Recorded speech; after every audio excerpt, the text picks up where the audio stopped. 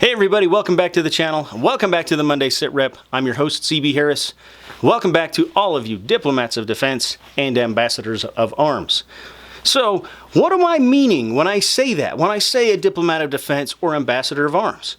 Well, this is the type of person who is willing to be a good example to the people around them, a good example of the gun community. So if you're willing to talk to your friends, your neighbors, your coworkers, and especially your family, if you're willing to do that, you are a diplomat of defense or ambassador of arms. If you're willing to invite someone out, take them shooting, give them a personal experience, show them that shooting can be fun, it can be safe, that it has a good purpose, and that guns are something they don't have to be afraid of, then you are a diplomat of defense or ambassador of arms. So why don't you go ahead, find that subscribe button down below somewhere, give it a big old click, and then come back and watch the rest of the show. So on today's episode, we're going to do a follow-up video about James Yeager. Yes, we're going to do that video again. Okay. We're also going to talk about a charity that's near and dear to my heart. And then on the Life or Death Files, a woman protects her husband in their front yard, essentially. And then on What's New, an AR-15 that is up for grabs. It is being raffled off, and you could win it. It's pretty amazing.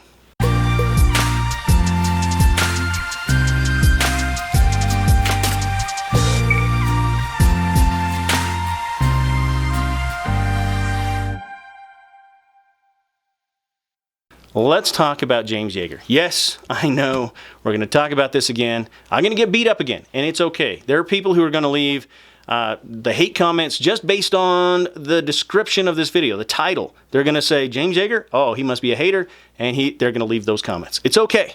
Honestly, that's fine. If you want to do that, go ahead and find the comment section and leave your venom below.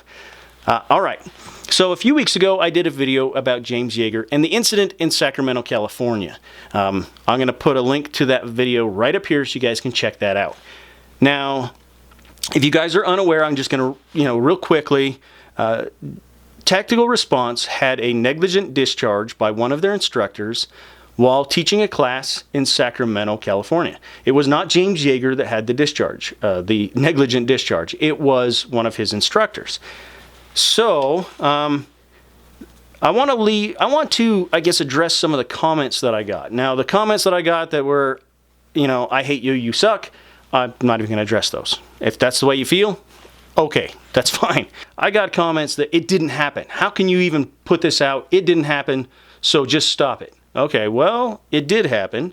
I will put a link down below in the description to James Yeager's video, his response to it. It absolutely did happen. It took place. That negligent discharge happened by one of his instructors during a class.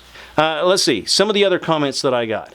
One of the comments I got was, negligent discharges are just part of training. It's just part of life. You just need to accept it and, get over it. Okay, well, I don't know what kind of training you do, and I hope I'm never on a range with you, because negligent discharges should not ever happen. I understand that they do, and that, yes, it's going to happen, but it shouldn't, okay? Again, you need to watch that video from James Yeager, his response, as he states, this should never have happened. This is the first negligent discharge that they've had by an instructor in their entire, I guess, business career. So this is not something that should ever happen. It's called a negligent discharge for a reason. That means that somebody got complacent, somebody messed up, somebody did something wrong, okay?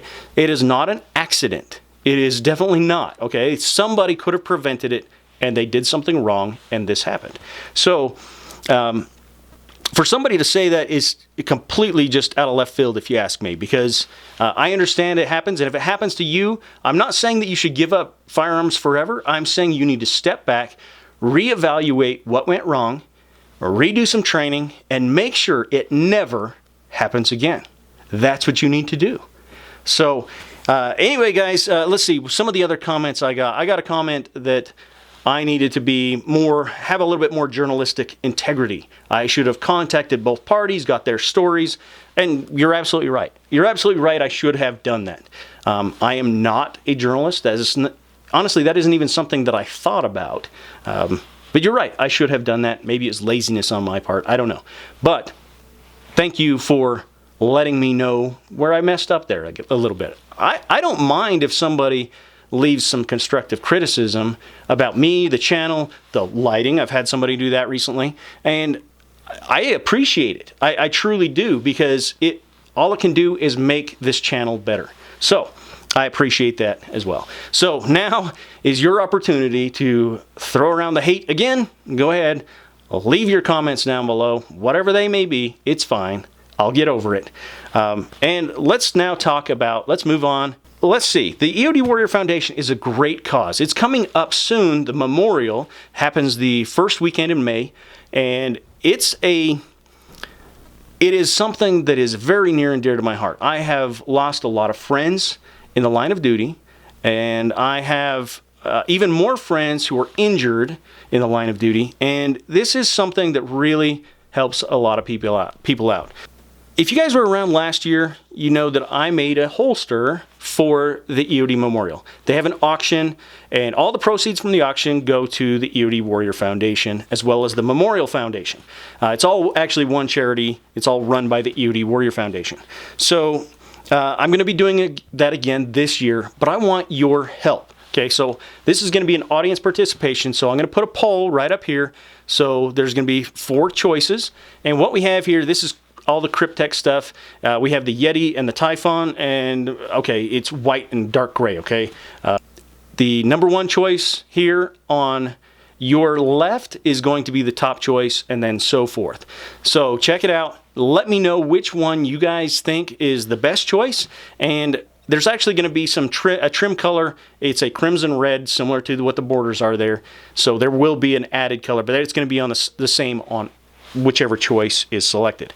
This poll isn't going to be very long. It's not going to last very long, because Thursday I'm going to be doing a video for Thursday's training tip of all the prep work that is done for making a Kydex holster.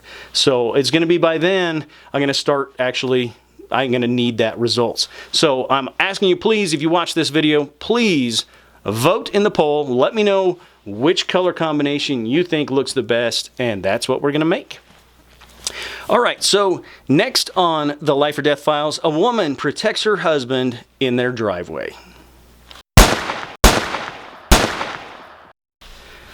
So this story comes out of St. Paul, Minnesota. A man was attacked. His name is Bruce Chang. He was coming home from work, and he saw what appeared to be 15 to 30 kids, teenagers, gambling in his driveway. So he tried to move them out of the driveway so he can pull in, and they started attacking him, throwing rocks at him, hitting him, kicking him, jabbing him with sticks. He actually took a stick right near his eye. It really could have been, he could have lost that eye, honestly. Thankfully, he did not.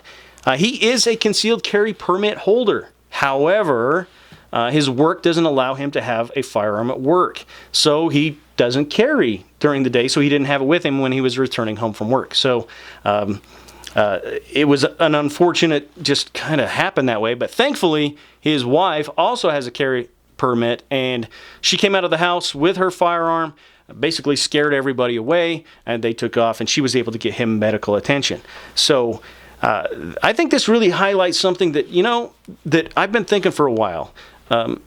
Workplaces, they really need to allow people to have firearms, okay? Even if they don't take it into the workplace, they need to be able to have them with them, because truly, I mean, how are they going to protect themselves after work? I'm not saying that the company should be liable for this. They aren't the ones that did the attacking, but they definitely made it easier for this to happen.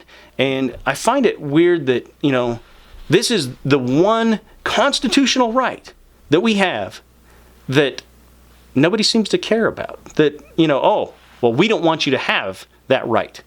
So while you're at our workplace, you don't have that right. I think it's interesting and very frustrating, to be honest with you.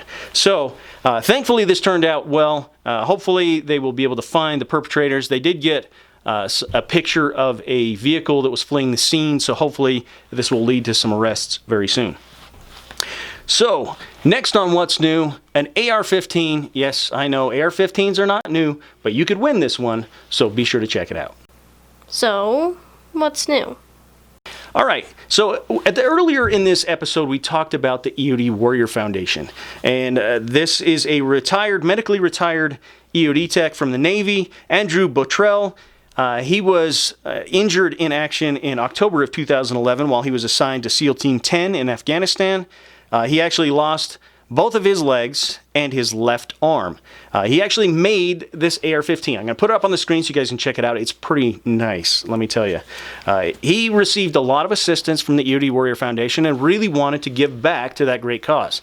So he decided that he was going to make an AR-15, ask for donated parts and things like that. And he got a lot of great donations, $4,300 worth of donated parts, accessories, all kinds of stuff for this AR-15 build. And it's pretty sweet. Let me just go through some of the companies that donated for this. Let's see, we have Aero Precision, Landtech, Leupold, Luther AR, Patriot Ordnance Factory, Tactical Shit, Point One USA, JP Rifle, Proof Research, and SLR Rifle Works, and plus a couple other things. Has this sweet custom Cerakote paint job on it. It's pretty nice. Now, I'm going to put a link down below so you guys can check it out. It's being raffled off. The tickets are $20 each, and all proceeds will go to the EOD Warrior Foundation. The winner is going to be announced at the EOD Memorial, so again, first weekend in May, and it's pretty nice. I'm pretty excited about this. Now, yes, I want to win it, but I think that it's more important that more people enter. That's why I'm letting you guys know about it. I'm pretty excited. I hope that it turns out really well for the memorial. I hope that whoever wins this really enjoys it as well. So anyway, guys, I hope you enjoyed today's show. If you did, be sure to like and share it. I always appreciate it when you guys do that. If you want to watch more videos like this, find that subscribe button, give it a click, and then come back next Monday for another Monday Sit Rep. Also, every Thursday we have Thursday's training tip, and that's actually when we're going to start building this Kydex holster for the memorial, so be sure to come back this Thursday and check that out. We also have other various videos throughout the month, so be on the lookout for those, and until next time, take care and be safe.